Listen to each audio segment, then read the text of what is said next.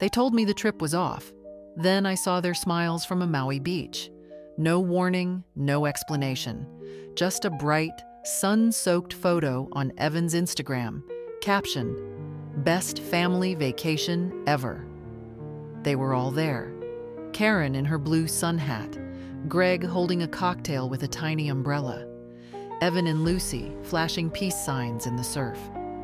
I sat at my kitchen table staring at the screen, the taste of cold tea on my tongue, a blueberry scone uneaten on my plate. Just 2 weeks ago, Karen had told me the trip was canceled. "Too much going on at work, Mom. Greg's firm is restructuring, and I can't take time off either. We're just going to do something local this year, maybe a barbecue." She smiled through the phone, and I smiled back, though my chest had already tightened. I'd been looking forward to it for months. Not for Hawaii. I'd seen plenty of beaches in my younger years. But for being included, for mattering enough to be counted. I hadn't even asked to come. That's the part that stings. It was Karen who brought it up back in March. "We'll all go. A big family thing. You'll love Maui, Mom. You and Lucy can do spa days while the rest of us surf." I remember blinking at the screen when she told me. Me? On a plane? In a swimsuit? It sounded absurd and wonderful. I started walking more, trying to get my legs ready for travel. I bought a new sun hat, navy, with a little white ribbon, just in case. Then, the cancellation. Polite, rushed, and absolute. But now here they were, half a world away, with drinks and lays and smiles that didn't seem to miss me at all. I zoomed in on the photo. Behind Evan's shoulder, I could see the curve of the resort's infinity pool, the very one Karen had once shown me on a hotel website saying, "You'll love the view, Mom. You can see the sunset from the water." I'd imagined it more than once since.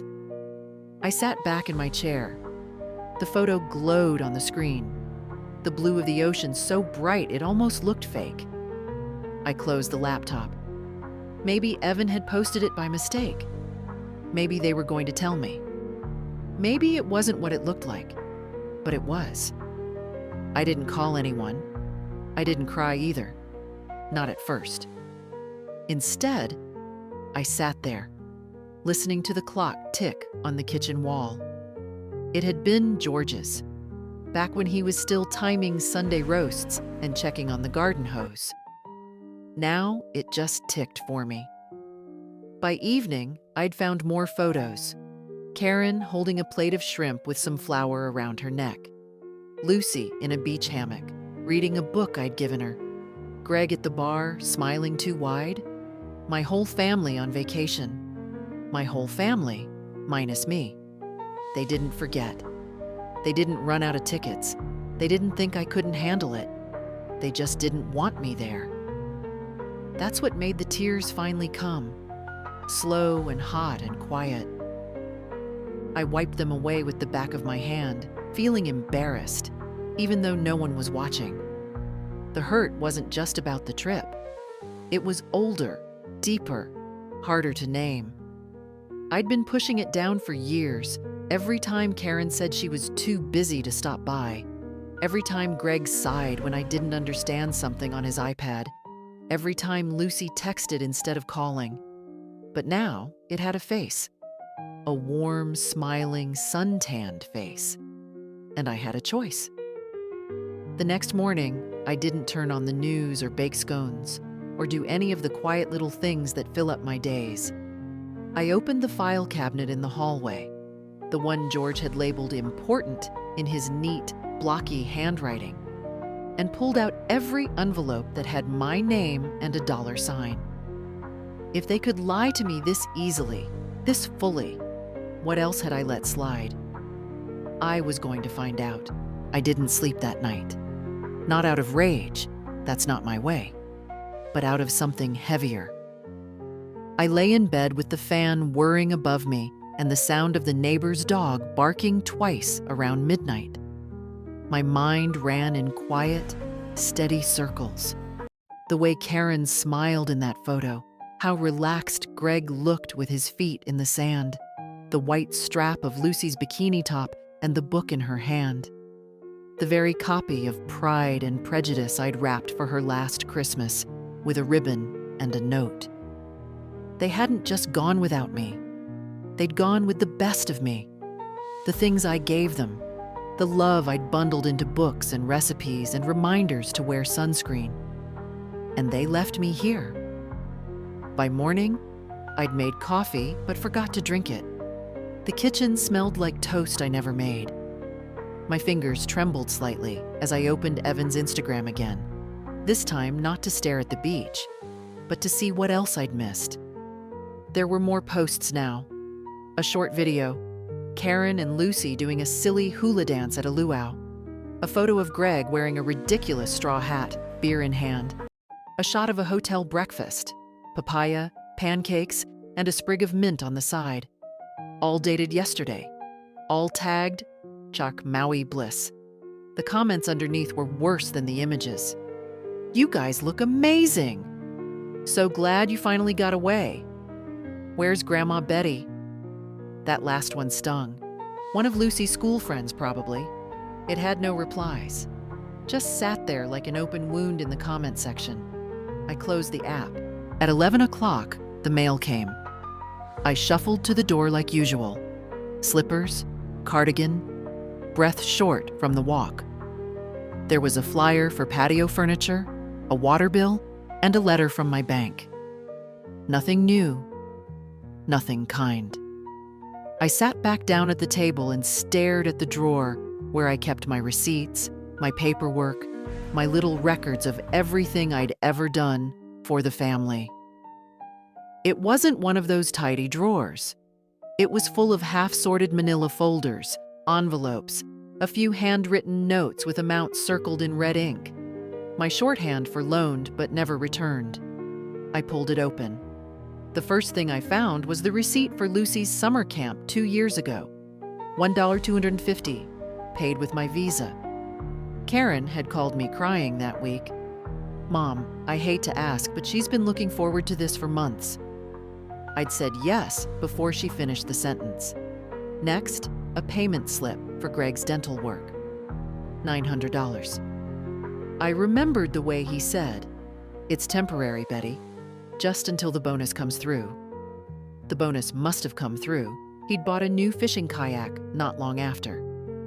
Then came the bank transfer log, Evan's freshman year dorm deposit, Lucy's ballet lessons, Karen's broken down Subaru that needed just a little help to get through the year.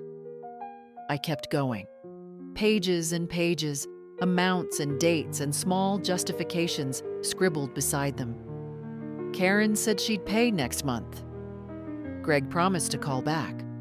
For Lucy, she deserves the trip.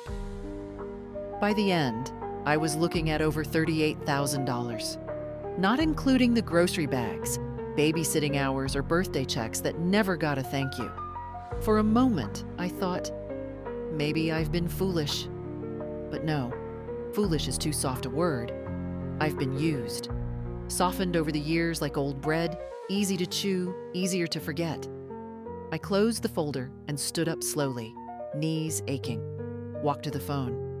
I didn't call Karen. I didn't call Greg. I called my bank.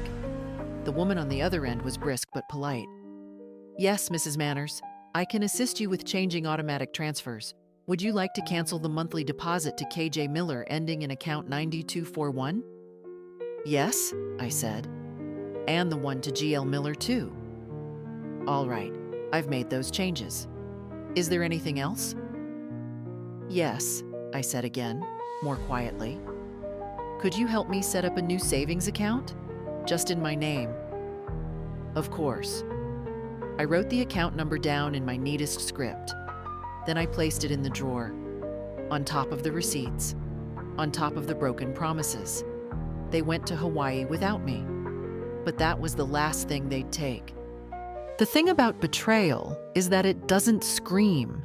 It doesn't announce itself with drama or thunder. It just settles in, like dust on old furniture, slow, silent, and suddenly everywhere.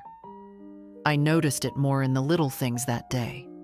The quiet hum of the refrigerator, the half-wilted flowers in the vase on the counter, the way my house felt, empty, not just of people, but of purpose. I didn't cry. Not anymore. I'd already shed the kind of tears that ache behind your eyes. Now I was just still, like a clock with no battery. But stillness has its uses. It lets you see clearly. And what I saw, clearer than ever, was that I had become an afterthought, a background fixture in their lives, useful only when needed, invisible when not. Around noon, I decided to walk. Not far, just to the park 4 blocks down. I used to walk there with Evan when he was little. He liked to collect leaves and pretend they were secret letters from the trees. I always played along. That boy had a wild imagination. The bench by the pond was still there, though a little more rusted than I remembered. I sat, ignoring the ache in my knees. Across the water, 2 young mothers pushed strollers. A man jogged by with his dog. Life kept moving. I thought about calling Karen, just to ask why. Not to argue. I don't raise my voice. But maybe to hear some version of the truth. Then I imagined her voice, rushed, apologetic, full of explanations that wouldn't mean anything. It was Greg's idea, Mom. Or worse, we didn't think you'd want to come. As if 78 means I no longer want. Instead, I went home. The mail had brought nothing new, a catalog, a reminder for a dental appointment I'd already canceled. I left them on the counter and poured myself some water. No ice. My teeth don't like it anymore. That evening, as the light began to fade, I got a text from Lucy. "Hi, Grandma. Hawaii is amazing. Just wanted to say hi. Miss you."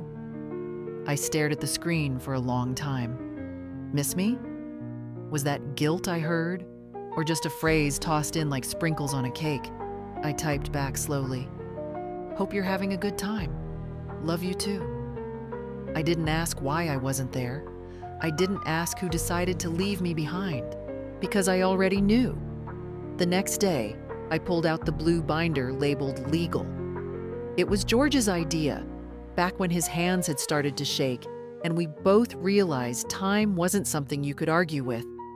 The binder held our wills, the deed to the house, insurance papers, and a copy of the durable power of attorney, the one giving Karen control over my finances if anything ever happened. I looked at that paper a long time. Then I called my lawyer. Miriam still had the same firm handshake and the same silver bangles on her wrist. She didn't ask why I wanted to change things. She just listened as I explained, in measured tones, that I no longer felt comfortable with the current setup. "I'd like to revoke the power of attorney," I said. Miriam nodded. "You're absolutely within your rights. Shall we establish a new one?" "No," I said. "Not for now." She glanced at me. "And the will?" I hesitated. Then I opened my purse and took out the note I'd written that morning. Just 4 names. One was circled. "Yes, I want to make some changes." Miriam didn't ask questions. She knew better. After all, she was there when George signed the first version. She knew the family, knew the patterns. By the time I left her office, the air felt different, lighter, like I'd stopped dragging something invisible behind me. On the drive home, I still drive, just not far. I passed the florist where Karen once worked. I remembered the Mother's Day bouquet she sent last year. It had come with a note that said, "Thanks for everything, Mom. Couldn't do life without you." But apparently, she could do Hawaii without me. I turned the corner and pulled into my driveway. The porch light flickered, like always. The same old creak of the step. The same wind chimes George hung up 20 years ago, still catching every change in the air. I stood there a moment longer before going in. Let the wind blow. Let the chimes ring. Something was changing. And this time, it was mine. That evening, I sat at the dining table and opened the yellow notebook I kept hidden behind the cookbooks no one ever asked for anymore. It wasn't fancy, just a spiral-bound pad I picked up at a pharmacy one day, thinking I'd use it to write recipes. But over time, it had become something else entirely, a quiet accounting of everything I'd given, lent, or signed off on. Page after page, neat columns in my handwriting, date, amount, reason. October 2011, $500, Lucy's braces down payment. May 2013, $2,000, Greg's car repairs, emergency. August 2016, $400, Karen, rent shortfall after job switch. December 2017, $200, Christmas gifts when Greg's bonus didn't come. April 2019, $900, Lucy's college deposit. We'll pay you back by summer. Each line was followed by silence. No repayments, no mentions, just more requests. It had started innocently.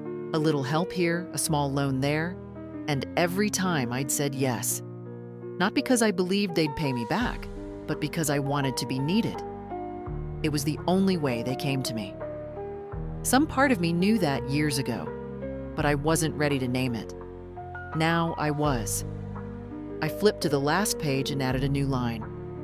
August 2025, $0. Trip to Hawaii. Exclusion not financial, but felt. It felt petty, even writing it down. But it also felt honest. And I had learned, finally, to stop apologizing for honesty. I put the notebook back in its hiding place, behind the books with worn covers and recipes no one asked for anymore. Then I made tea. The next morning, I called Social Security and asked to confirm a few things about my monthly benefits, just enough to feel grounded. The woman on the line was kind. Yes, ma'am. Your deposit is scheduled for the 3rd of each month. Would you like to set up a secondary notification? No, thank you, I said. I'd just like to know what's mine. It was such a small sentence, but it rang inside me like a bell. I'd just like to know what's mine. Later, I walked to the pharmacy to pick up my medication. The pharmacist, a young man with nervous eyes, greeted me with that careful tone they use on the elderly, as if we might crack or collapse if spoken to too quickly. Mrs. Manners, your refill is ready. That'll be $147. I handed him my card. He glanced at it and frowned. Didn't your daughter say she usually picks this up? She's on vacation, I said, smiling just enough to sting. He didn't know how to reply. I didn't care. I carried the brown paper bag home with both hands, slowly, step by step. Not because I was tired, but because I wanted to feel each step. The rhythm of it, the control. Back home, I sat on the porch. The late summer sun was soft, not hot anymore. The trees rustled above me, the same ones George used to trim every fall. I could almost see him up on the ladder, shouting down advice I didn't need. I smiled at the memory. It didn't ache as much as it used to. The phone rang just after 5. It was Karen. I stared at the screen for a full 10 seconds before I answered. Hi, Mom, she said. Her voice was bright. Too bright. We just got back this morning. So I saw, I said. Calm. Not cold. Just clear. There was a pause. She wasn't expecting that. Oh, Evan must have posted something, huh? A little laugh. You know how kids are. He wasn't hiding anything, I said. He's never had a reason to. Another pause. Longer. Mom, I meant to call you while we were there. Things just got hectic. Must have been. Maui looks busy this time of year. Mom, please don't be like that. Like what? I asked, still calm. Like someone who found out she wasn't invited after she bought sunscreen just in case? I could hear her inhale sharply. Then the voice I knew too well, the one that wore guilt like perfume but never truly absorbed it. It wasn't that we didn't want you there. It just felt like a lot. You know, with the flight and the walking, we thought it might be too much. I see, I said. You decided what I could handle. Mom, please. No need to explain, I said. I understand perfectly now. And for the first time in years, I meant it. She stumbled through a few more words, half excuses, half apologies, but I let them wash over me. I was done fishing for sincerity in shallow water. When we hung up, I didn't feel triumphant. I felt still. The kind of still that comes not from weakness, but from resolve. Let them scramble. Let them wonder how far I'd go. I wasn't going anywhere. I was already home. The next Monday, I walked into my bank branch for the first time in over a year. I could have called again, done everything online, but I didn't want that. I wanted someone to look me in the eye when I said the words. I wanted to remind myself I still existed in the real world, not just as a number or a mother in the background of other people's lives. The young man at the front desk smiled as I approached. He couldn't have been more than 30. Good morning, ma'am. Can I help you? Yes, I said. I need to review my accounts, and I'd like to speak to a manager. His smile faltered just slightly, but he nodded. Absolutely. Let me see who's available. They put me in a little office with glass walls and soft music playing from a ceiling speaker. It was meant to feel safe, I suppose. Contained. But to me, it felt exposed, like I was on display. The elderly woman in her pressed blouse and handbag, doing some important financial thing, as if she were still in charge of anything. The manager came in, a woman this time. Probably my daughter's age, though with a firmer handshake. I'm Clara, she said. How can I help you today, Mrs. Manners? I'd like to update the beneficiaries on my accounts, I said. She blinked once, then reached for a folder. Of course. Do you have the names? I do. I handed her a folded piece of paper. She opened it, read, then looked up at me. No Greg? No Karen? No. She didn't ask why, just started typing. And you'd like to assign only your granddaughter, Lucy? That's right. And I'd like to attach a note. Can you do that? She hesitated. We can attach a personal message for internal records, but it won't be legally binding. That's fine. I just want something written down. She nodded, opened a field, and asked, what would you like it to say? I didn't pause. To Lucy. This is for all the times you showed up, and for all the things you never asked for. Clara typed. Her eyes lingered on the screen a moment. Then she turned it around for me to read. I nodded.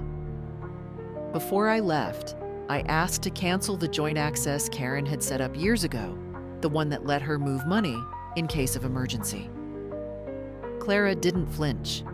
She handled it quickly, professionally. But I saw something shift in her face as I signed the form. A flicker of respect, maybe. Or recognition. Back home, I boiled an egg and made toast. Ate slowly, deliberately. Thought about how I'd spent the last 20 years calling what I did help and what they did being busy. That afternoon, the phone rang. I didn't recognize the number, but I answered anyway. Hi, Grandma. It was Lucy. Hello, sweetheart. A pause.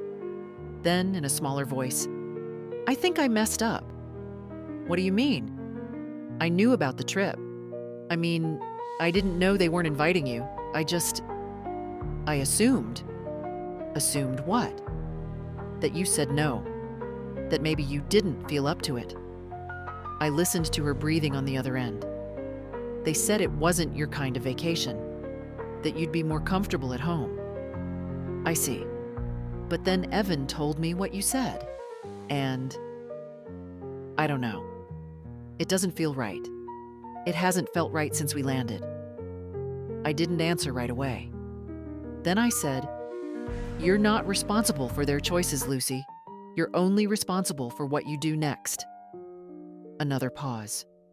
"I want to come over," she said. "Not now, just sometime this week, if that's okay." "It's more than okay." She hung up quietly. That evening, I pulled out my sewing box.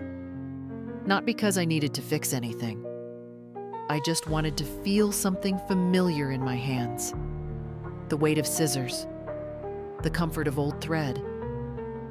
I sat by the window, watching the porch light flicker, and let the silence wrap around me. Not like loneliness, but like space. Space to choose, space to breathe, space to finally become more than someone else's afterthought. For the first time in a long while, I wasn't waiting for anyone. I took out the photo albums that night. The real ones, not digital. Not scrolling and double tapping and pretending that fleeting hearts meant anything. Just thick, leather-bound books with plastic sleeves and faded ink in the corners. George had always labeled them meticulously. Florida, 82. Easter, Karen, age 9. Greg's first promotion. His handwriting was a kind of quiet confidence, square, sure, careful. I traced the letters with my finger. He had always believed in order, in record keeping, in leaving behind something others could understand when you were gone. I flipped through the pages slowly. There we were on the front porch of our old house, Karen holding a popsicle, barefoot. Me in a sundress I'd sewn myself. George behind the camera, I could tell by the way my eyes weren't quite looking at the lens. I was looking at him. I turned another page. Christmases, birthdays, picnics with plastic chairs and foil-wrapped sandwiches. Karen's wedding day, her eyes half glossed with nerves, and me straightening her veil with hands that had packed her lunch 1,000 times. George standing beside her like the proudest man on earth. And then, the newer ones. Lucy's kindergarten graduation. Evan in a Halloween costume I made from scratch. Photos where I wasn't smiling as widely, though I couldn't explain why. Just something in the eyes. The quiet shrinking of presents. The invisible seat being pulled away, one polite smile at a time. In the last album, there were fewer pictures, more space between events, as if my existence had become more occasional. I closed the book and set it gently on the table. It wasn't sadness I felt. Not exactly. It was clarity. The kind that comes late but lands hard. They'd kept moving, and somewhere along the way, I'd stopped being invited to the motion. I reached for the small notebook I kept by the phone, the one where I wrote things I didn't want to forget. Doctor's appointments, grocery lists, passwords I could never remember. I turned to a blank page and wrote, "I have given. I have waited. I have stayed silent. That season is over." I underlined it once. The next morning, I called Miriam again. "There's something else," I said. "Something I want in writing." She met me at her office that afternoon, a fresh notepad already out. "I want to establish a trust," I told her. "Not for my estate, for my freedom." She raised her eyebrows. "That's a new one." "I want to separate myself from any financial link to Karen and Greg. Legally, completely. I want to make sure they can't reverse what I've changed, not now, not after I'm gone." Miriam leaned forward. "That's a very serious decision, Betty." "I know," I said, "and it's mine to make." She started drafting the documents. By the time we finished, the sun was lower in the sky, streaking the windows gold. I stood to leave, and she looked at me for a long moment before saying, "You look taller." I laughed. Maybe it's the shoes. But it wasn't. On the way home, I stopped by the grocery store, bought exactly what I liked. Nothing for anyone else. Salmon, sourdough, a small box of strawberries, a pint of mint chip ice cream. It felt like writing a love letter to myself in items and aisle numbers. Back at home, I made dinner, set the table for one, and did not apologize to the empty chairs. When the phone rang later, I didn't even check the screen. I let it buzz and fade. Not every call needs to be answered. Not every silence needs to be filled. Some things are better off sitting quiet. Just like truth. Just like me, at my own table. Finally eating while the food is hot. The calls started on Thursday. First it was Karen. 2 missed ones in the morning, then a voicemail I didn't check. Then Greg, once in the afternoon, and again just before dinner. No message. Just the number on the screen like a knock I didn't feel like opening the door to. By Friday morning, there were 5 missed calls between the two of them. I didn't answer any of them. Not out of spite, not to punish. I just didn't feel like explaining something that no longer needed explanation. They had their chance to talk when it mattered. They chose silence. Now it was mine. Instead, I cleaned out the pantry, tossed expired cans, donated the good ones I knew I'd never eat, wiped shelves I hadn't looked at closely in years. It felt oddly satisfying, like clearing out a corner of myself. Around noon, the doorbell rang. I knew before I opened it that it would be Karen. She stood there in a crisp blouse and jeans that looked carefully casual, her hair pulled back, her face already set in that half smile she wore when she was nervous but trying not to show it. "Hi, Mom." I opened the door but didn't step aside. "I called," she said. "I know." She shifted her weight. "Can I come in?" I nodded and moved enough for her to pass. She stepped in like a visitor, careful, quiet, glancing around the living room as if something might have changed. Nothing had, of course. Same couch, same old throw blanket, same photo of George on the mantle. She sat down, hands clasped in her lap. "You didn't tell me you were changing the accounts." I sat across from her. "You didn't tell me you were going to Maui." Her jaw tightened. "That's not the same thing," she said. "It is to me." A silence stretched between us, taut as string. She broke first. "We thought it would be easier, that it might be too much for you. The flight, the walking, the heat." "You thought," I repeated. She sighed. "We weren't trying to hurt you. You just didn't think I'd notice." "I made a mistake." "You made a choice," I said. "There's a difference." Karen looked down at her hands. Her voice got quieter. "You've always been there, Mom. Always helped. Always said yes. I think I stopped asking if I was being fair. I just took. I'm sorry." I didn't answer right away. Then I said, "I raised you to be kind, to be fair, to think about other people. I know. And I didn't do any of that." Another silence. This one softer. I stood, walked to the kitchen, came back with 2 cups of tea, set one in front of her. She took it without a word. "I'm not angry anymore," I said. I was. "But I'm not now."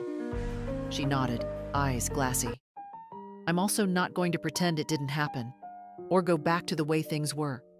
I won't be your safety net anymore, your fallback, your invisible help. I understand. I'm not sure you do, but I hope you will." She blinked fast, then looked up at me. "I miss you," she said. "I miss the version of you that saw me." We sat in silence a while, tea cooling in our cups. When she stood to leave, she hugged me. I didn't step back, but I didn't lean in either. It was a hug between people who used to know each other better. As I closed the door behind her, I felt tired, but not drained. Boundaries, it turns out, aren't walls. They're doors you choose when to open and when to keep shut. Greg came the next day, Not with flowers, not with an apology, with questions. He didn't even call first, just showed up around 3 in the afternoon, the way someone does when they think their presence alone will settle things. He had on that same athletic jacket he always wore to barbecues, like he might be heading to a golf course any minute. I saw him through the window. For a second, I debated not answering. But I did. He stood on the porch, arms crossed. "Hey, Betty." I didn't return the greeting. "Can we talk?" I stepped aside, but I didn't offer him a seat. He walked into the living room and looked around like he was checking for damage. Karen must have told him everything.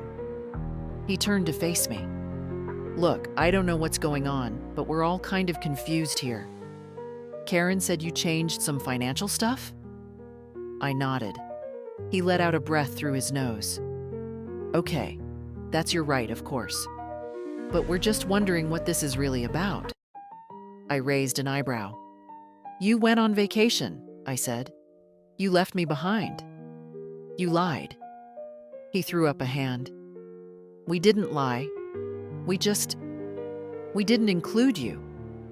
"That's a distinction you should be careful making," I said, "especially in a house built on things you didn't pay for." His eyes narrowed. "Are you saying all this is about money?" "No. I'm saying it's about value." Greg sat down then, uninvited, spread his legs wide, elbows on knees, the pose of someone used to being listened to. "Betty, listen. We're all a little tired, okay? It's been a rough year. Karen's job is stressful, and I've got the business to run, and the kids. You don't have to list your burdens," I said.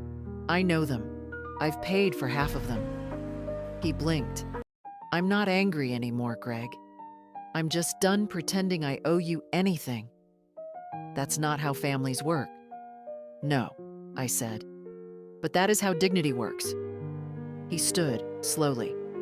"You know, Karen's really upset. She feels awful. Then she can learn something from that feeling. This whole thing, it's not like you," he said. "No," I said. "But maybe you never knew me that well." He frowned, looked at the mantel, at George's photo. He wouldn't have liked this. I took a step closer. George would have never left me behind. Greg didn't reply. At the door, he turned.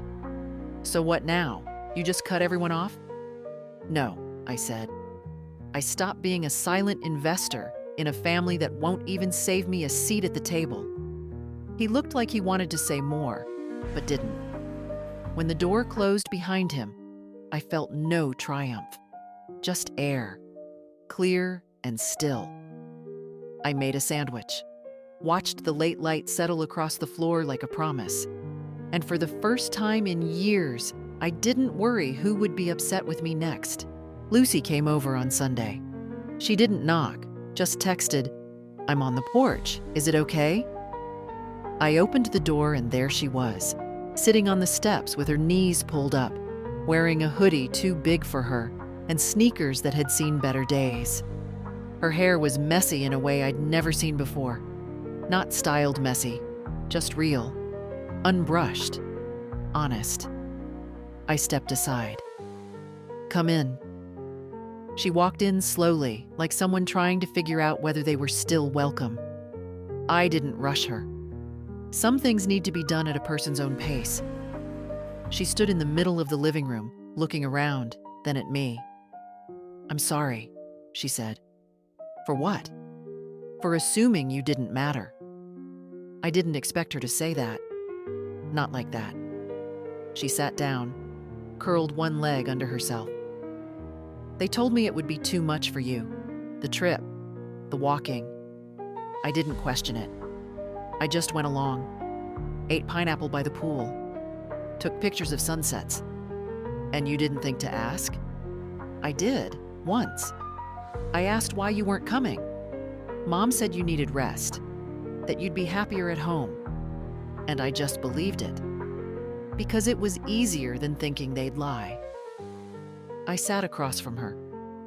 "You know what hurts most?" I asked. that no one thought I might be the kind of woman who'd want to see a sunset from somewhere new, that I might still want to belong. She looked down. "I do see you," she said. "Now." I believed her, not just because I wanted to, but because her face didn't flinch when she said it. "I made you something," she added, digging into her tote bag. She pulled out a small photo album, handmade, cardboard cover wrapped in fabric, little stitches at the spine. She handed it to me.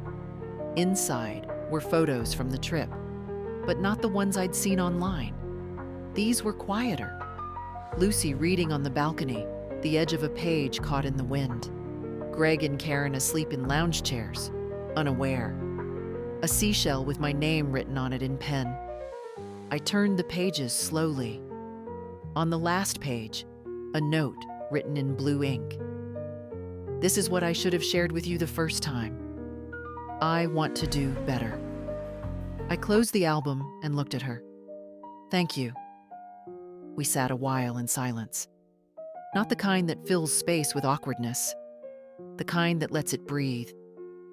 "Can I come next Sunday?" she asked. "Just to hang out?" "You don't have to ask," I said. "You just have to come." She smiled, the kind that didn't reach her mouth but settled somewhere behind the eyes. Later, after she left, I placed the album on the shelf beside the others. It didn't match. It wasn't labeled in George's handwriting, but it was the first one in years that felt like it belonged, and that was enough. Monday came with a kind of quiet I hadn't felt in years. Not the silence of waiting for a phone to ring or footsteps at the door, but the silence of a room that didn't need anything from me. I watered the plants, cleaned the windowsills, took my time folding laundry I used to rush through. Around mid-morning, the lawyer called. "The trust documents are finalized, Mrs. Manners. Do you want to come in and sign this week?" "Yes," I said. "Let's do tomorrow." I hung up and stood still in the kitchen, the phone still warm in my hand. It was happening. No more shared access, no more surprise withdrawals, no more invisible hands reaching into what was mine. I had let them treat me like background, a utility, and now I was choosing the opposite, not revenge, but recognition. After lunch, I got the mail, bills, coupons, and a handwritten letter. From Greg. It was folded neatly, addressed in his blocky print, the kind he used when filling out permission slips for the kids. I opened it slowly, already bracing for the tone. "Betty, I know you think I don't care, that I only show up when things go sideways. Maybe you're right. But I want you to know that I never meant for you to feel used. We've leaned on you more than we should have. I see that now. I don't expect forgiveness. I just wanted you to know I've always respected you, even when I didn't say it. Maybe especially then. I hope we find our way back. Greg." I read it twice, then folded it again and set it in the drawer. I didn't know if I believed all of it, but it was more than I'd expected. I spent the rest of the day in the garden, pulled weeds, pruned the rose bushes George planted when Karen was born. They were overgrown, wild, beautiful in a way that had nothing to do with order. Just before dinner, Lucy texted, "Grandma, can I bring something Sunday? Cookies? Or a photo I painted of your porch?" I smiled, wrote back, "Bring yourself. That's more than enough." I slept well that night. Not because everything was fixed, but because I had finally stopped asking to be seen. The next morning, I walked into Miriam's office with steady steps. She had the papers ready, already clipped and highlighted. "You're sure?" she asked. I nodded. "Then sign here, and here. One more." 3 strokes of the pen, and I was no longer someone else's silent safety net. On the way out, I passed a woman in the lobby, maybe my age, maybe older. She had that same look I used to carry, polite, careful, worn thin by too many favors unreturned. Our eyes met for just a second. I didn't say anything, but in that glance, I hoped she saw something in me that said, "You can say no. You're allowed to choose yourself." Because I had. And the sky didn't fall. It just opened up a little wider. Wednesday morning, I brewed coffee and poured it into the good china. Not because anyone was visiting, but because I finally understood I didn't need an occasion to treat myself kindly. For years, the porcelain cups sat untouched in the cabinet, waiting for birthdays, holidays, or guests who never stayed long. Now it was just me, and that was reason enough. I sat at the kitchen table, sipping slowly, listening to the ticking clock above the stove. George's clock. Still running.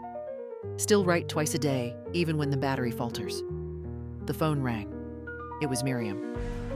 "Just confirming. The revised will has been filed. You're all set, Betty." I thanked her. Hung up. I'd removed Karen and Greg from the inheritance. Everything now would go to Lucy, with a clause stating it was contingent on her finishing school and making her own way without using my money to patch their holes. I didn't write that to punish her. I wrote it to protect her. No one else needed to know. Not yet. The doorbell rang mid-afternoon. I wasn't expecting anyone. When I opened it, Karen stood there again, this time holding a small box. "I baked something," she said. I looked at the box. Lemon squares, her specialty, back when she used to show up on weekends. "I wasn't sure if you'd answer," she added. I almost didn't. She held the box out. I took it, more out of curiosity than anything else. "I wanted to try again," she said. "Not just with words." "Then stop coming here like you're visiting a patient." Her face changed. "Is that how it feels?" "Sometimes."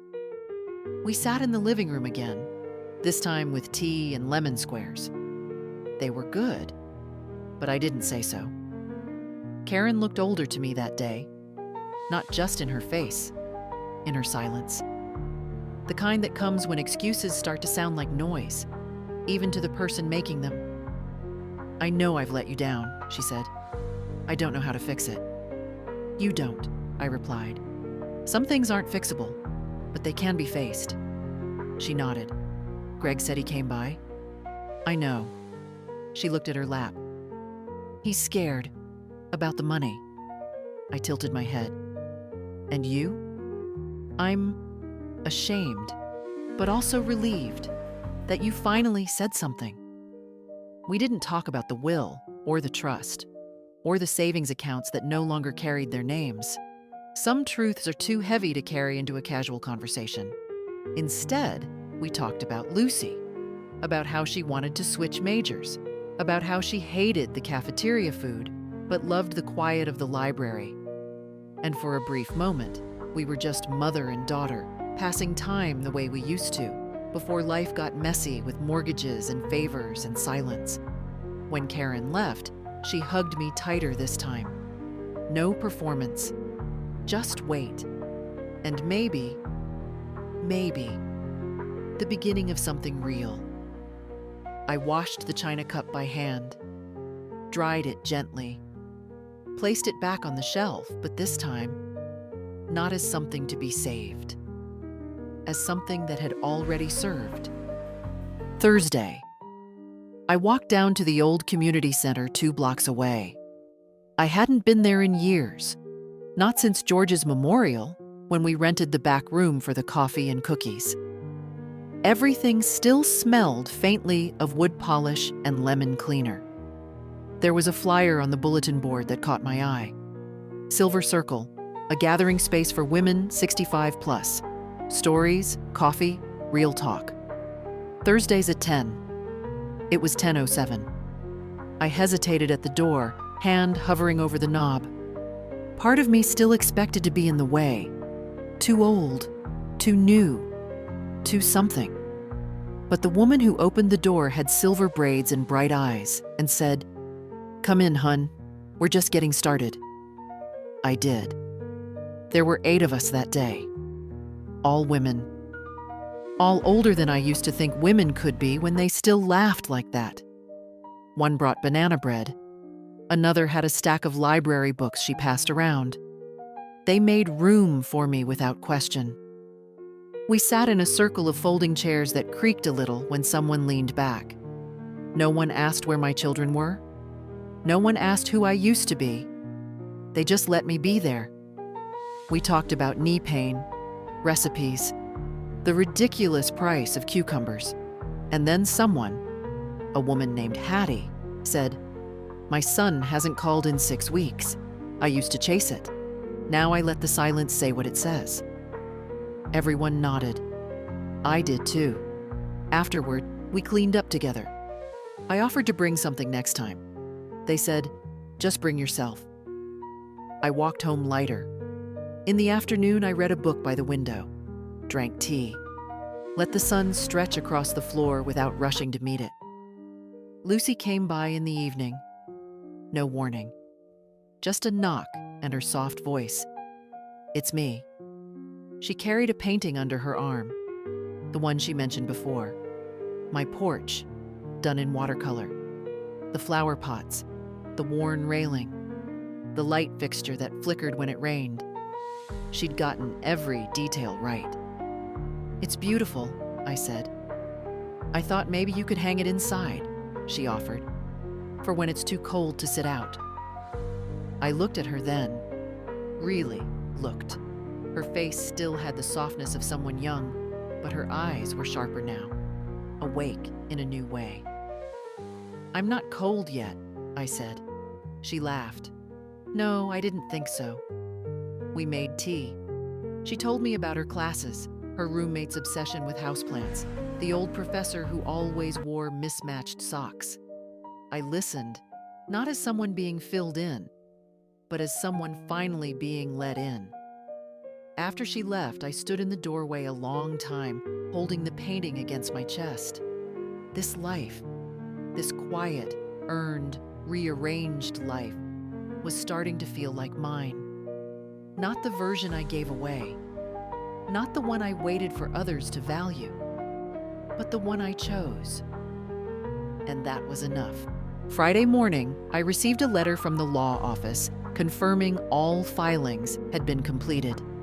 The trust was active, the revised will on record, everything done, locked, witnessed, signed.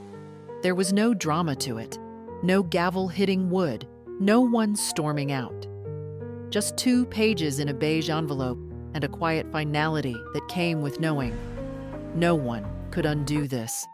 Not Karen, not Greg, not their pleas or promises or performances. I made myself a soft-boiled egg. Toasted the sourdough just the way I like, browned, never burnt. Ate slowly, chewed with care. My body was still mine. My choices too. Around 10, the phone rang. Karen again. I let it ring once, twice. On the 3rd, I picked up. "Hi, Mom," she said, voice tentative. "You free for lunch?" I paused. "Just tea. My kitchen. Noon." When she arrived, she brought flowers. The kind I used to love. Tulips, orange and red, like little flames. She placed them on the table like an offering. "I thought we could talk," she said. "I thought we already did." She nodded, nervously smoothing the edges of her sleeve. "I talked to Greg," she said. "He's angry. That's his choice. And confused. That's also his." She swallowed. "I told him I don't blame you, that you're allowed to change your mind about all of it." I poured the tea. "I never realized," she continued, "how much of your life was wrapped around us." "It was never about realizing," I said. "It was about noticing." She looked down at her cup. "I think I got used to you being the one who would never say no." "That was your mistake," I said gently. "And mine was letting you think it would last forever." She didn't speak for a while. Neither did I. Then she asked, "Is it too late?" "For what?" "To matter again. Differently this time." I took a breath. Let it sit between us. It's never too late, I said. But it's not automatic. You don't get to skip the work. I know. No, Karen. You hope. But now you'll have to know it. And act like you do. She blinked fast, nodded. You won't be punished, I said. But you also won't be prioritized anymore. That's the difference. And that's what you earned. I understand. I hope someday you'll feel it instead. She stood, slowly. Thank you for the tea. Thank you for not calling it a talk. When she left, I looked at the flowers a long time. They were lovely. But I didn't put them in the center of the table. I placed them near the back window, where the light hits in the late afternoon. Something beautiful, visible, but no longer the focal point. That evening, Lucy called. Mom's quiet tonight, she said. She's thinking.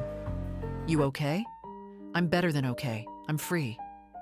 Lucy was silent for a beat. Then she whispered, Good. After we hung up, I stood in the yard, breathing in the scent of cut grass and tulips. There was no going back. And for the first time, I didn't want to. Sunday evening, I received a text from Lucy. Would you come to dinner? Everyone's going to be there. I'll sit next to you. I stared at the message for a long while. My first instinct was to say no. I didn't want a performance. I didn't want tense small talk or forced laughter or the kind of apology that's more about relief than remorse. But it was Lucy asking. So I replied, Yes, I'll bring dessert. I arrived just after 6. Greg opened the door, stepped aside without a word. His face was neutral, not angry, not warm. Karen hovered behind him, smoothing her blouse, eyes darting. The dining table was set for 6. Evan greeted me with a quiet hug, and Lucy pulled out the chair beside hers. The one with the best light, the best view of the backyard, where a single string of lights still hung from their last celebration. I wondered, idly, if they'd noticed how long they'd left them there. Dinner was roast chicken, overcooked slightly. Karen apologized for that. I said it was fine. The conversation meandered. Evan's new internship, Lucy's favorite class, something about Greg's office downsizing. I offered no advice, no solutions. Just listened. Occasionally nodded. It wasn't tense. It wasn't warm. It just was. Halfway through the meal, Karen cleared her throat. I know this doesn't fix anything, she said. But thank you for coming, for giving us the chance to show up better. Greg said nothing, just kept cutting his meat. I didn't come for you, I said. I came for Lucy. And for myself. Karen looked down. Still, thank you. We moved on. I passed the green beans. Evan refilled water glasses. Someone laughed briefly at an old story from a beach trip years ago, not the most recent one. After dessert, a cobbler I made from scratch, I stood to leave. Lucy followed me to the door, coat already over her arm. Can I walk you home? She asked. You don't need to. I know, she said, but I want to. The walk was quiet. Just gravel under our shoes and the low hum of porch lights flicking on one by one. They're trying, she said eventually. I'm not interested in trying anymore, I replied. I'm interested in truth and time and being known, not managed. Lucy nodded. I see you. I stopped walking. Say that again. She looked up at me, steady. I see you. No one had ever said it to me like that before. Not in 78 years. Not even George. I touched her cheek, gently. Don't forget how to do that. I won't? At my door, she hugged me. Not tightly, just honestly. And when I stepped inside and closed the door, the quiet felt like safety, not isolation. They'd said the family trip was canceled. They'd smiled on a beach without me. But I had walked home in the dark and didn't feel alone. I woke up Monday morning before the sun. No reason, no alarm, just that gentle nudge from within, the kind that tells you the day holds something new, even if it doesn't say what. I made tea and sat by the window. The sky was still dark, but softening. A deep, quiet blue. Birds hadn't started yet. The world was still holding its breath. I watched the light come back. Not in a rush, not with fanfare, just steady. At 8, I got dressed and opened the little cedar box on my dresser, the one where I kept things too private for drawers. George's cufflink, a photo of Karen at 10, holding her science fair ribbon, the first card Lucy ever wrote me in her own uneven print. I added one thing, a slip of paper that read, "I see you," folded it, tucked it between the ribbon and the cufflink, closed the lid. At 9, I walked to the community center.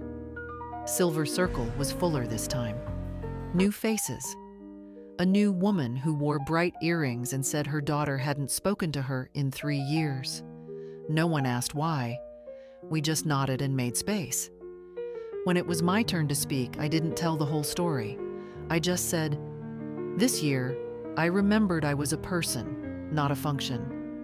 They nodded. Someone reached across and squeezed my hand.